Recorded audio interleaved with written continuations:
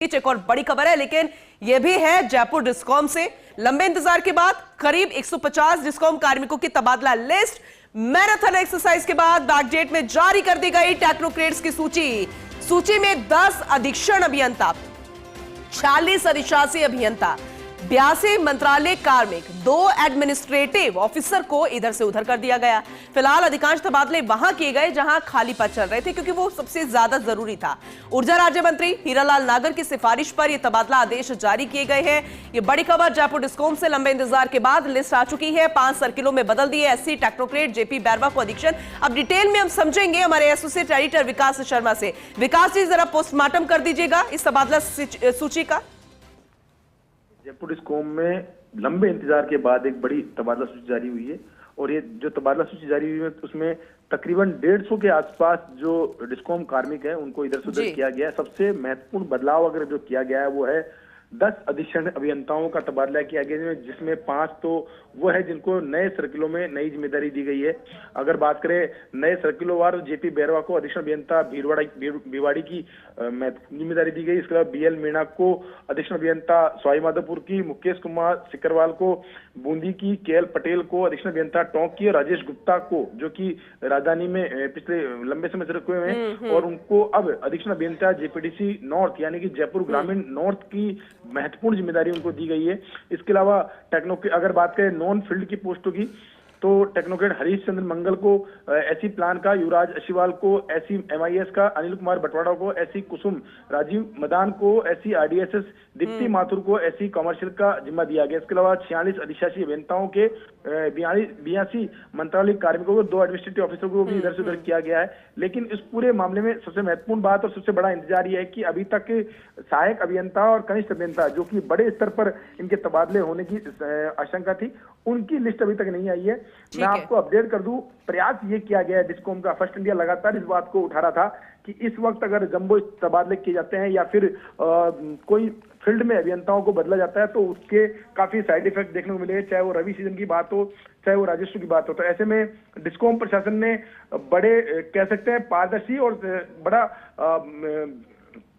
कह सकते हैं विवेकपूर्ण निर्णय लिया है इसके अंदर।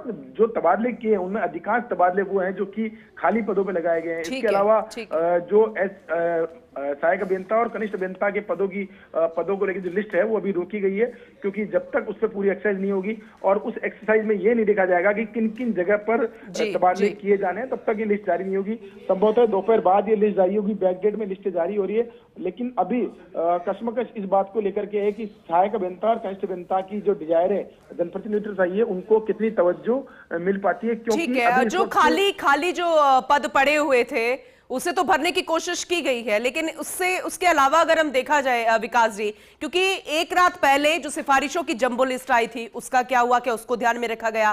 फिर लंबे इंतजार के बाद आई इस लिस्ट में 5 सर्किलों में एससी टेक्नोक्रेट बदले गए हैं, उनके भी नाम हम बता रहे थे, जरा वो भी विस्तार से बताइएगा, क्या वो भी फिट बैठते हैं ये नाम, क्योंकि आप बेहतर जानते हैं।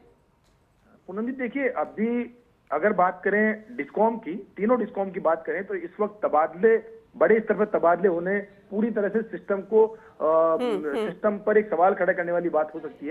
ठीक है। जिस तरीके से इस वक्त तबादले का सीजन में खोला गया, ये डिस्कॉम के हिसाब से, लिहाज से, हालांकि अभियंताओं के हिसाब से, कार्मिक के हिसाब से भले ही ये अच्छा वक्त कहा जा सकता है, लेकिन डिस्कॉम के हिसाब से बात की जाए तो ये समय जो है तबादलों का नहीं है। क्योंकि देखिए इस वक्त राजस्थान में, प्रदेश में सबसे हाई डिमांड बिजली की होती है, क्योंकि रबी का सीजन है, किसानों को निर्बाध बिजली आपूर्ति देनी है। और उस वक्त अगर फील्ड के अंदर से अभियंताओं को बदल दिया जाता है तो वो सीधा असर आपूर्ति पर, क्योंकि नया अभियंता आता है 5 से 10 दिन उनको ज्वाइनिंग में लगता है, उस सिस्टम को समझता है, सिस्टम को समझना है, क्षेत्र को समझता है, तब जाके वो काम कर पाता है। उसके अलावा दूसरा बड़ा साइड इफेक्ट ये नजर आ रहा है, क्योंकि जनवरी का महीना खत्म होने के कगार पर है, फरवरी और मार्च 2 महीने बच्चे में, जो कि रेवेन्यू के लिहाज से सबसे बड़ा फोकस है। इन 2 महीने में अगर राजस्व पर विशेष फोकस नहीं दिया गया तो सीधे तौर पर डिस्कॉम को आर्थिक हानि भी हो सकती है। तो ऐसे में डिस्कॉम प्रबंधन जो है वो जो डिजायरें आई है, जो सिफारिशें आई है, जो लिस्टें आई है, उनका पूरा अवलोकन कर रहा है, उसके मेरिट डिमेरिट निकाल करके और फिर तबादला लिस्ट जारी की गई है। इसमें आप देखिए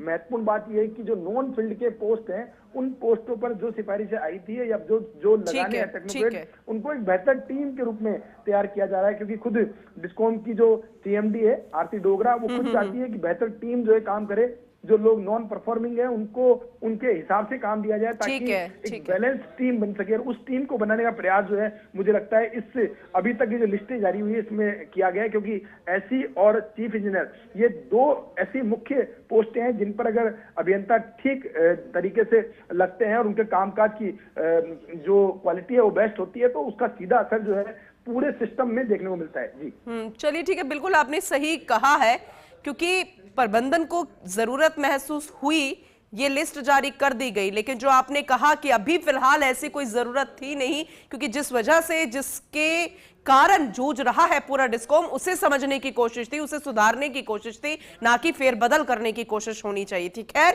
फेरबदल हुआ है, इसका असर, इसका इंपैक्ट क्या होगा, जो खाली पद भरे गए हैं वो बेहद महत्वपूर्ण रहे हैं कि उन्हें फिलहाल फिल कर दिया गया है और इसका फायदा होना चाहिए। बहुत शुक्रिया विकास जी विस्तार से जानकारी के लिए और अपडेट देने के लिए, विस्तार से समझाने के लिए कि आखिर अब ये जो लिस्ट आई है इसका इंपैक्ट जो है वो क्या कुछ पड़ता नजर आएगा।